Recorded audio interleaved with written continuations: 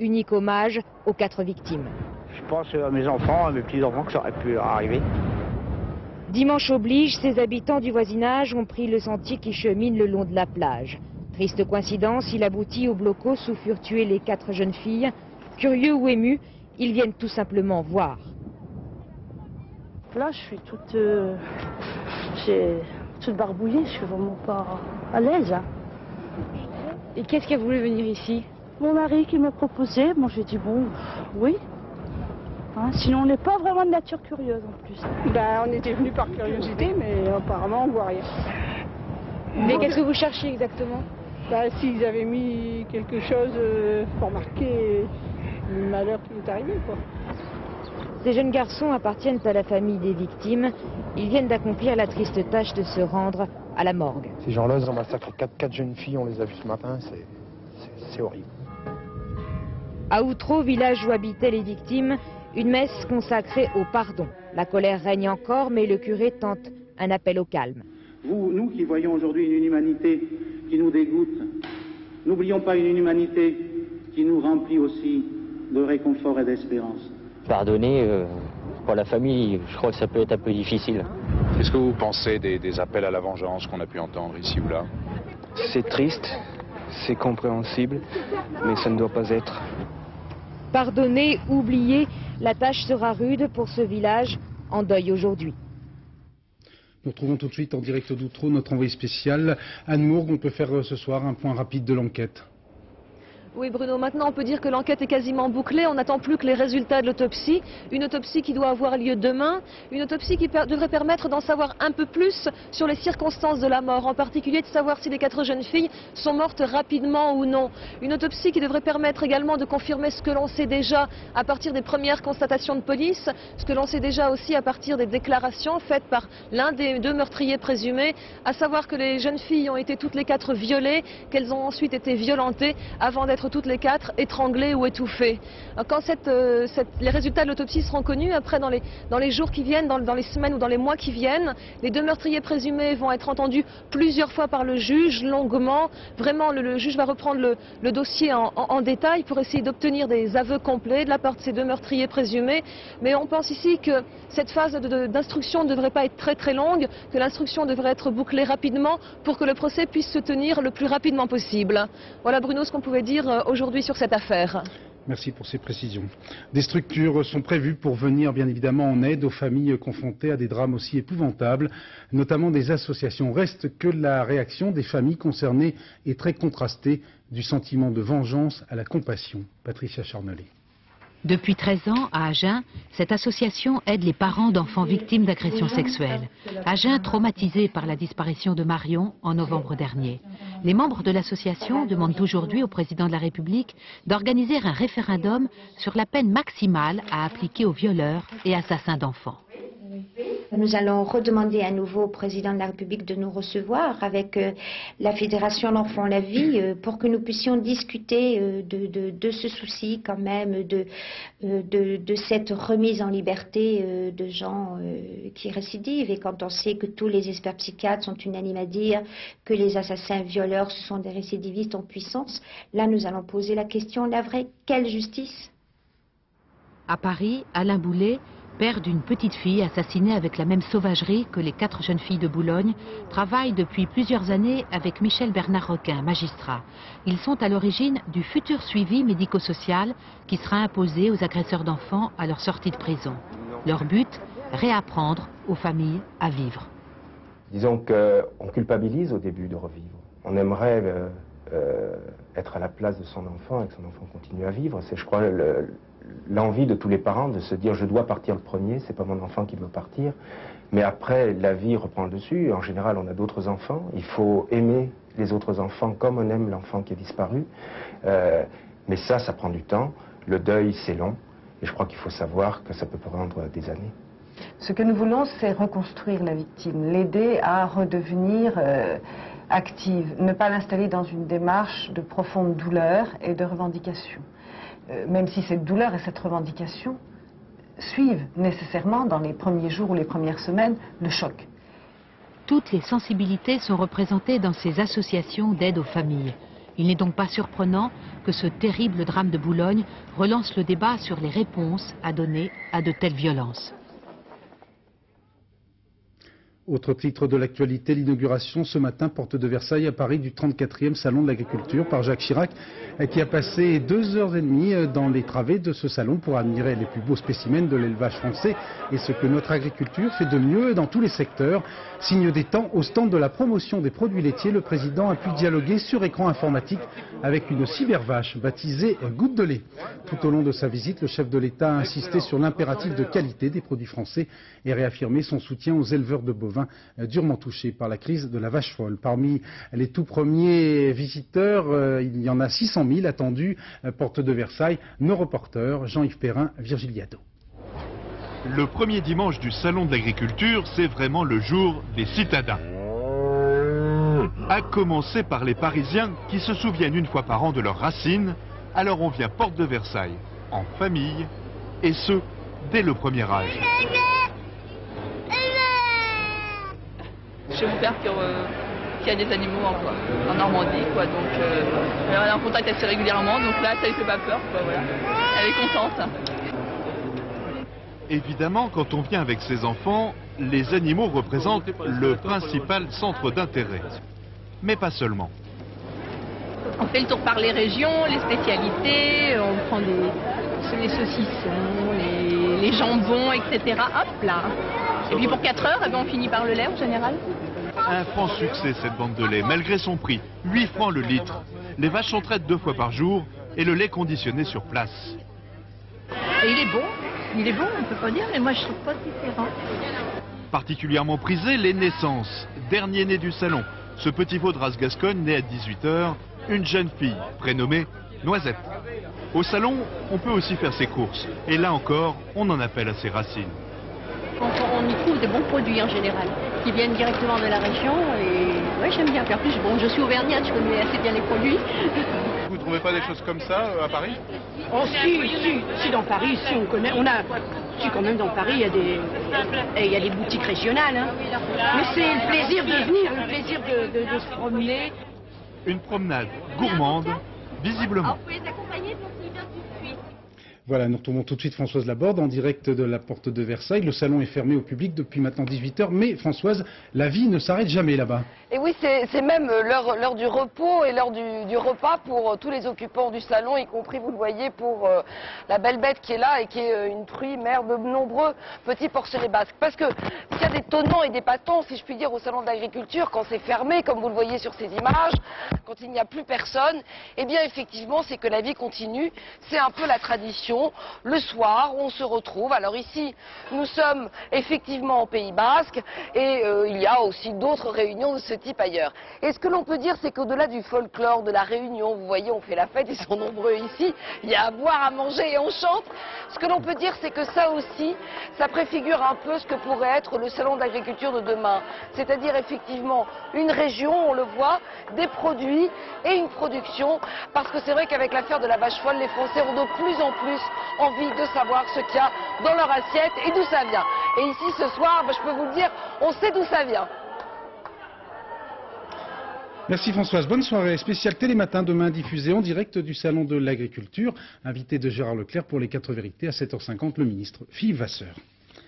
Le Petit Prince qui demandait à Saint-Exupéry de lui dessiner un mouton en serait sans doute tout bouleversé. Des scientifiques britanniques ont en effet annoncé aujourd'hui avoir créé un clone de mammifère adulte, une première mondiale qui devrait faire avancer la recherche sur la génétique et le vieillissement. Le clone en question est une brebis de 7 mois créée à partir d'une cellule unique prélevée sur le pis d'une autre brebis. Précision Elisabeth Esley. Elle s'appelle Dolly, elle a 7 mois. Et contrairement aux apparences, ce n'est pas une brebis comme les autres. Grâce à une mère génétique appartenant à ce troupeau écossais, Dolly est le premier clone au monde d'un animal adulte. Jusqu'à présent, on ne travaillait qu'à partir de cellules d'embryons moins complexes. La reproduction naturelle, c'est la rencontre de l'ovocyte de la maman brebis et du spermatozoïde du papa bélier, chacun apportant au bébé agneau la moitié de ses chromosomes. Pour le clonage, plus besoin de spermatozoïdes, on a prélevé le noyau d'une cellule mammaire de brebis qui, elle, contient la totalité du patrimoine génétique et on l'a ajouté à l'ovocyte vidé de son noyau. Au final, le nombre de chromosomes est le même, il n'y a plus qu'à procéder à l'insémination. Au-delà de la prouesse technique, un tel résultat devrait servir à faire avancer la recherche sur les maladies génétiques et le vieillissement. Mais va-t-on pouvoir créer des répliques de n'importe quel être vivant ? La leçon de l'histoire de la génétique, c'est que tout ce qui peut être fait avec les mammifères peut être fait avec l'homme, mais avec un peu plus de difficulté. Mais pour les chercheurs, procéder à des clonages humains adultes serait éthiquement inacceptable. Ça reste pour l'instant du domaine de la science-fiction. À Paris, la police a fait évacuer tôt ce matin l'église Saint-Jean-Baptiste de Belleville, occupée depuis hier après-midi par plusieurs centaines de sans-papiers, en majorité d'origine asiatique. L'évacuation s'est effectuée à la demande expresse de la mairie de Paris, propriétaire des lieux. Il n'y a pas eu d'interpellation à proprement parler. Les prêtres de cette paroisse ainsi que le maire socialiste du 19e arrondissement ont protesté contre cette opération d'évacuation. Au lendemain des manifestations organisées à Paris et en province pour demander le retrait définitif de la loi Debré sur l'immigration qui sera discutée en deuxième lecture à partir de mardi à l'Assemblée, nous allons revenir sur les propositions du PS sur ce dossier assez explosif en compagnie du premier secrétaire Lionel Jospin. Auparavant, pour lancer le débat, des chiffres plutôt éclairants tirés d'un sondage Ipsos réalisé pour France 2 et pour Le Figaro.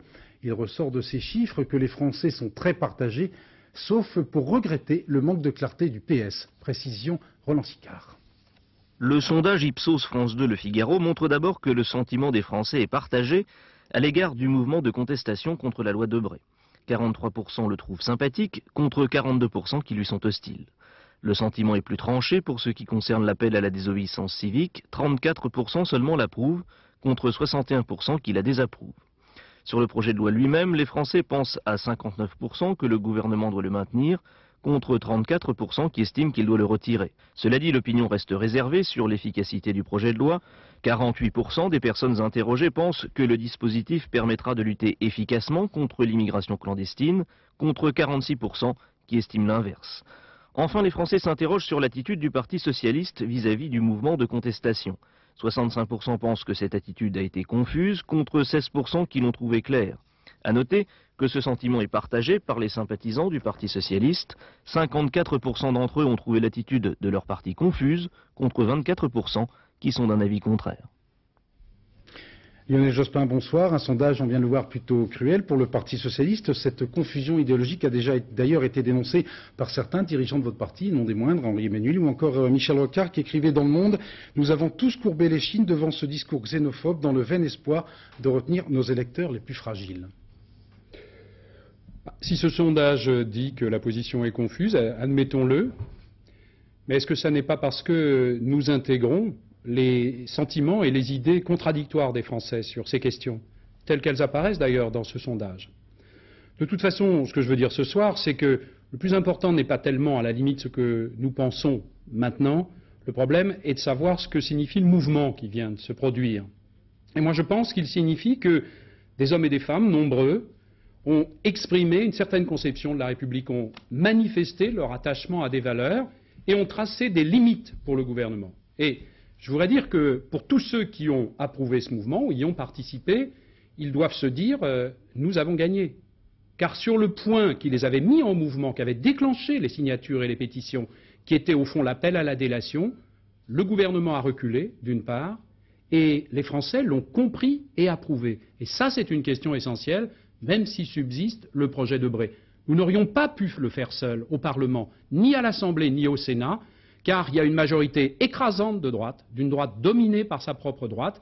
Donc nous avions besoin de ce mouvement, de la société civile, pour que nous obtenions ce recul sur ce point essentiel. Je le dis honnêtement, on a eu le sentiment au moment de la première lecture à l'Assemblée que le PS était un peu aux abonnés absents.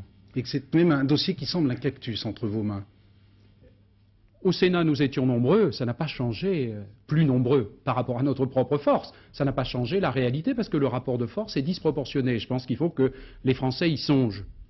Mais allons plus loin, car si ce mouvement a exprimé ce sentiment dont je parlais, en même temps on a une autre réalité contradictoire. C'est qu'une majorité de Français semble, toujours d'après les sondages, approuver le projet Debré, au moins quand on a retiré l'article 1 sur la délation. Alors moi ce que je voudrais dire, c'est qu'il ne faut pas que nous nous satisfaisions d'être dans un mouvement minoritaire, posant des exigences forts, importants, contre une majorité. C'est l'ensemble des Français qu'il faut convaincre on peut avoir une politique efficace contre l'immigration irrégulière sans porter atteinte aux libertés. Que l'objectif, ça reste toujours, pour les étrangers devenus français, la citoyenneté, et pour les étrangers qui restent étrangers, mais qui sont en situation régulière, l'intégration. Et donc notre préoccupation à nous n'est pas de créer des fossés, ni entre les Français et les étrangers, ni entre différentes catégories de Français. Moi, et c'est ce qui exprime la façon dont je me suis positionné dans cette affaire contre la loi Debré, positif par rapport à ce mouvement, mais prenant en compte aussi les problèmes que vivent toute une série de Français. Moi, je ne veux pas qu'il y ait d'un côté ceux qui ont peur du chômage, ont peur de l'insécurité et qui se sentiraient abandonnés, et puis de l'autre, ceux qui se battraient pour les droits de l'homme, ceux qui lutteraient contre le racisme et qui sembleraient les abandonner ou faire la morale. La position du Parti socialiste sur ces questions, elle est claire, justement. Elle est de tenir ces deux exigences ensemble, la lutte pour les droits de l'homme, la lutte contre le racisme, mais aussi la lutte déterminée contre le chômage, contre la précarité. Sinon, on fera reculer ni l'une ni l'autre. Lionel Jospin, il y a aussi une question dramatiquement d'actualité. Après le quadruple meurtre de Boulogne-sur-Mer, certains relancent l'idée d'un rétablissement de la peine de mort. Est-ce que, éventuellement, c'est une question que vous envisageriez? Et surtout, que peut-on faire à des récidivistes meurtriers sexuels? Aucun pays d'Europe démocratique ne reviendra sur la question de la peine de mort. Donc, comme tous les Français, ce que j'éprouve, moi, c'est un sentiment d'horreur, un sentiment de compassion, un sentiment de colère, naturellement, à l'égard de ceux qui ont fait ces actes, et je dirais même presque comme une angoisse, parce qu'on cherche à comprendre. Donc le problème essentiel, vous l'avez dit, c'est de ces criminels de ce type très particulier, comment empêcher qu'ils récidivent? La prison, elle est faite pour écarter ce genre d'individus du reste de la société, parce qu'ils sont dangereux. Elle est faite aussi pour les punir et pour les sanctionner. Manifestement, il y a un problème. Mais normalement, elle est faite aussi pour les changer, quels qu'ils soient. Alors le problème, c'est de savoir si on peut obtenir qu'ils changent. Donc toutes les questions du suivi thérapeutique, mais pas simplement à la sortie, après 10 ans ou 9 ans de prison, parce qu'ils ont fait des peines de prison. Mais dès le début, en prison, est une question, à mon avis, essentielle. Des peines longues, des peines dures, et puis ce suivi thérapeutique pour espérer qu'ils changent. Et une attention très précise des services à l'égard de ces personnes lorsqu'elles sortent. Merci Lionel Jospin d'avoir été l'invité de la rédaction de France de ce soir. Dans l'actualité également en Inde, au moins 120 morts à la suite de l'incendie de cabanes érigées pour abriter des participants à une cérémonie hindoue. Plusieurs des victimes ont trouvé la mort à la suite d'une énorme bousculade qui a suivi cet incendie. En Thaïlande, au moins 3 morts et plus de 90 blessés dans un incendie qui s'est déclaré ce matin dans un gratte-ciel de Bangkok. Un gratte-ciel en cours de finition. Une centaine d'ouvriers ont échappé de très peu à la mort en se réfugiant sur la terrasse au sommet de cet immeuble au 36e étage avant d'être secourus par 6 hélicoptères. Les sapeurs-pompiers de Bangkok ne pouvant opérer avec leur lance à incendie au-delà du 8e étage. Au Salon des médecines douces qui se tient actuellement à Paris, au Palais des Congrès, et cela jusqu'à lundi soir, une arrivée tout à fait remarquée, celle de la médecine traditionnelle chinoise. Des recettes ancestrales qui ont fait leurs preuves. Beaucoup de spécialistes reconnaissent ainsi, par exemple, son efficacité dans la lutte contre le paludisme. Nos correspondants permanents à Pékin, Isabelle Bechler et Tristan Lebras, nous font mieux connaître la médecine douce. Dans les quelques petites rues du vieux Pékin qui subsistent, une officine tricentenaire règne sur la pharmacopée traditionnelle chinoise. On vient de toute la Chine à la pharmacie Tongyuan, que ce soit pour trouver un aphrodisiaque, comme les boîtes cervidées en lamelles, ou plus sérieusement, pour soigner son cancer. C'est du ginseng américain. Je l'achète pour mon beau-père parce qu'il a de l'emphysème. Médicaments industriels ou potions, tisanes, comprimés et alcools sur mesure, tous les types de préparations y sont disponibles. Ils combinent en général plantes, minéraux et animaux. Ça, c'est un vrai médicament contre la toux, avec de vrais ingrédients. On a beaucoup confiance dans cette pharmacie. Odorantes et mystérieuses, d'une infinie variété, les plantes ne sauraient trop nous inquiéter. Mais les pharmaciens chinois utilisent aussi des remèdes dignes de nos sorciers médiévaux. Ce petit serpent est parfait pour lutter contre l'énergie néfaste, particulièrement contre les conséquences de l'apoplexie. La queue de ces lézards permet par contre de soigner l'emphysème et l'asthme, en particulier chez les personnes âgées. Quant à l'hippocampe, il est, paraît-il, tout indiqué pour soigner les maux de rein. Le mille-pattes d'élevage, lui, soigneusement broyé, lutte contre les séquelles d'hémiplégie. La médecine chinoise, largement empirique, s'appuie sur une expérience millénaire, contrairement à la nôtre, qui n'est validée que par des travaux de laboratoire. Pas très étonnant que les Occidentaux se méfient des potions et des filtres chinois. Pourtant, nous gagnerions sans doute à faire des recherches communes.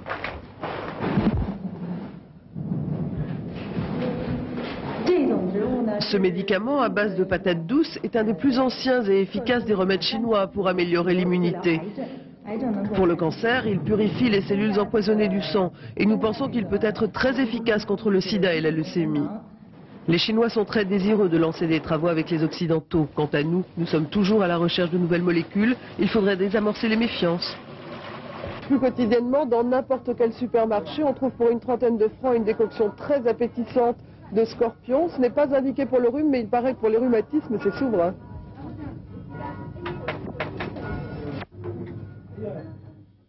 Dans notre grande série On n'arrête pas le progrès, ce procédé tout à fait révolutionnaire, actuellement testé dans les centres de recherche d'IBM. Il s'agit d'utiliser l'électricité dégagée par le corps humain pour transmettre des informations entre un ordinateur et deux personnes.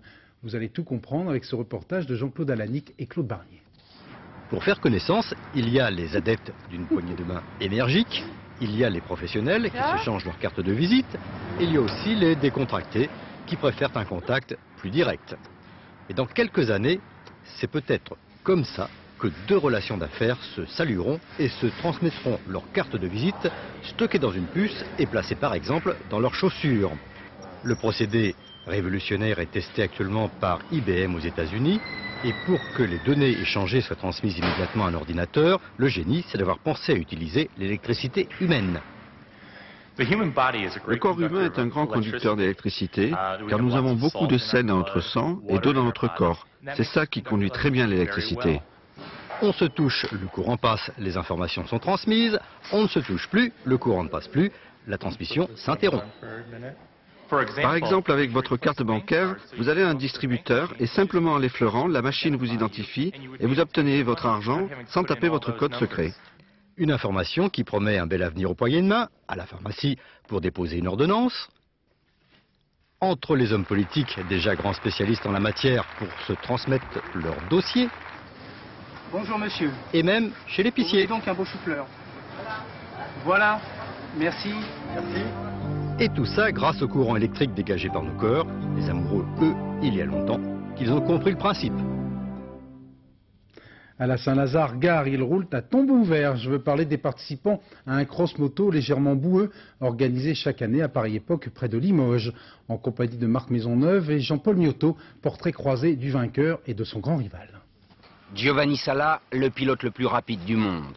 Dans la montée du Corbeau Mort, il observe les quelques mètres qui le séparent de ses rêves de victoire sur la ligne d'arrivée.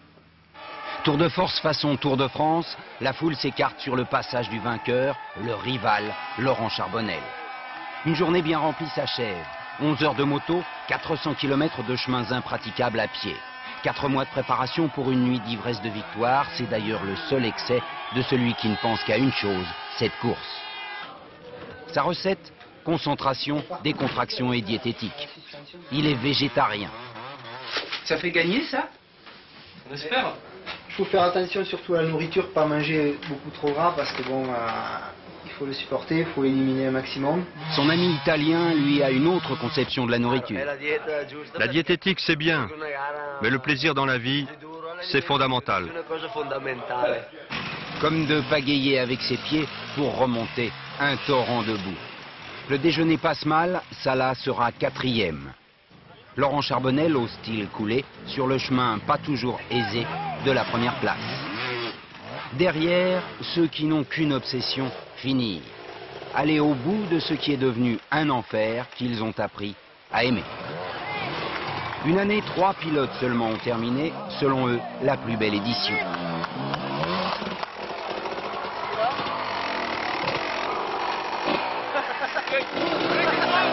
Pour d'autres, la maîtrise de la course rend leur triomphe modeste. Ça allait super, j'ai pas été fatigué du tout de la journée. La veille de la victoire, il a mangé des pâtes italiennes. Laurent Charbonnel, victoire surprise, c'est vrai. Nos envoyés spéciaux sur le front des neiges, Alban Mikosi et Gérard Gallian, ont découvert du côté de Serge Chevalier un moniteur de ski qui a la vocation et qui, comment dire, vit son métier comme un sacerdoce. Le soleil perce à peine au-dessus des mélèzes et des pistes encore désertes de Serge Chevalier. Il est presque 9 h du matin, c'est l'heure des cours de ski pour débutants. Alors en tracé direct comme en dérapage, on a à peu près la même position. Hein. Alors on fait et sans faire injure aux 350 moniteurs de la station, le chouchou des petits, c'est Paul. On apprend le pas tournant, le dérapage et on fait un peu de slalom. Et le moniteur, il est sympa? Oui, beaucoup. Paul est une personne très appréciée des enfants. D'ailleurs, souvent, quand il y a des cours d'enfants, le directeur de l'école de ski de Serge Chevalier va le chercher et va lui demander de faire ses cours. Il est alors près de midi. Le cours va s'achever sur ses derniers conseils, car pour Paul, une deuxième journée va commencer. Qu'est-ce qu'il fait comme métier dans la vie? Je sais pas.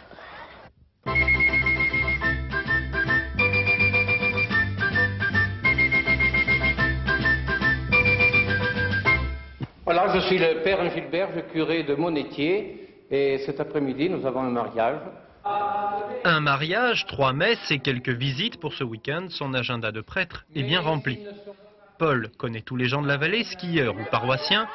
Le langage employé est parfois proche. Quand ils relèvent trop les bras en ski, je leur dis, je vais te chercher 2 cierges à mon église et tu verras, tu pourras faire une nouvelle procession. Moniteur de ski par vocation, Paul travaille dur sur les pistes en ce moment parce que dans un mois, un championnat d'Europe opposera 150 prêtres à Serge Chevalier. Il sera l'un des favoris. Pas de miracle pour Luc Alphand qui a raté la passe de 3. Lucho n'est en effet arrivé que 6e ce matin du Super G de Garmisch en Allemagne, une épreuve remportée par l'Autrichien Hermann Mayer. Luc Alphand conserve la tête du classement général de la Coupe du Monde avec 163 points d'avance. Sport toujours avec un après-midi plutôt mouvementé pour le Prince Albert de Monaco au défilé final du Carnaval de Nice dont le thème était cette année précisément le sport. Au milieu des confettis et des serpentins, Agnès Varamian, Frédéric Lamas. Un roi de carton-pâte, mais un vrai prince. C'est la première fois en 115 ans que Nice accueille une tête couronnée de Monaco à son carnaval. Cette année, la fête était placée sous le signe du sport. Le prince Albert, membre du comité olympique, s'est joint au défilé comme une dizaine de médaillés d'or d'Atlanta. On reconnaît la valeur du sportif et ça c'est lorsqu'on a des années d'abnégation, des années de travail, on se dit aujourd'hui on a réussi et c'est accepté par tout le monde donc c'est formidable. C'est mon idole. J'étais contente parce que je voulais absolument la voir alors. À chaque sport, son char et sa vedette.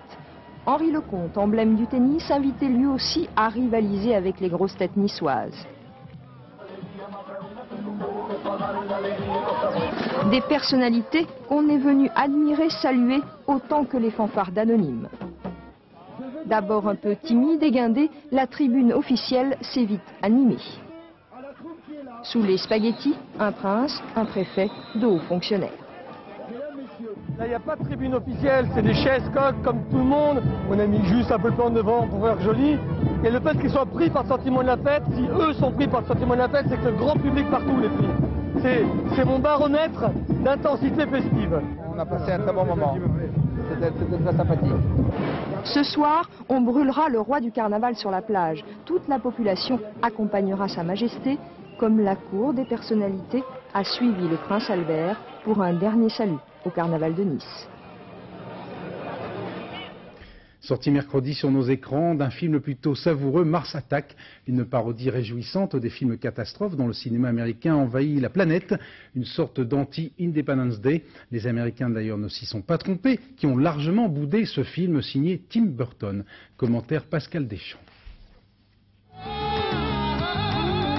On savait depuis Independence Day que les Martiens avaient débarqué, qu'ils étaient verts, moches et pas gentils. Mais alors là, pas gentils du tout. Qu'est-ce que c'est que cette merde ? Mais autant le dire tout de suite, le film de Tim Burton est tout ce que le premier n'était pas. Drôle, loufoque, sans aucun souci de réalisme et surtout d'une incroyable insolence. Tout le monde en prend pour son grade et pas seulement l'armée. Les scientifiques qui croient tout savoir sur tout et les chefs d'État, surtout le premier d'entre eux, le président des États-Unis. Oh, c'est moche. Je ne veux pas recevoir cette chose dans ma maison. Oh, chérie, il le faudra bien, le peuple veut que je parlemente avec eux. En tout cas, ils n'auront pas droit à mon service en porcelaine. Tombé lui-même d'une autre planète, il y a une trentaine d'années, Tim Burton signe ainsi un film hommage aux séries B des années 50, doublé d'un sens de l'humour bien à lui. Il y a eu tellement d'adaptations au cinéma, de romans de Jane Austen ou de pièces de Shakespeare qu'on s'est dit, il est temps de s'attaquer à un autre répertoire. Le film s'inspire en effet d'une terrifiante série de cartes à collectionner intitulée Mars Attacks, publiée puis censurée à la fin des années 50. Le péril vert remplace alors dans l'imaginaire des adolescents les périls rouges ou jaunes qui terrorisent les parents. Seulement voilà, les Martiens, eux, sont invincibles. 40 ans après, l'Amérique a boudé l'insolence de Tim Burton et le film a attiré 20 fois moins de spectateurs qu'Independence Day.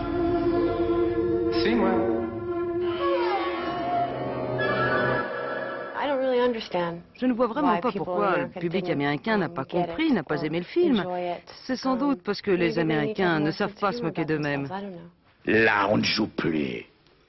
Parce qu'il est grand temps qu'on écrase ces martiens. À déconseiller fortement aux petits-enfants, généralement peu sensibles au 15e degré, Mars Attacks devrait attirer puis renvoyer chez eux des hordes d'adultes effrayés, hagards, mais ravis. Si la fin du monde est pour demain, autant disparaître dans un gigantesque éclat de rire.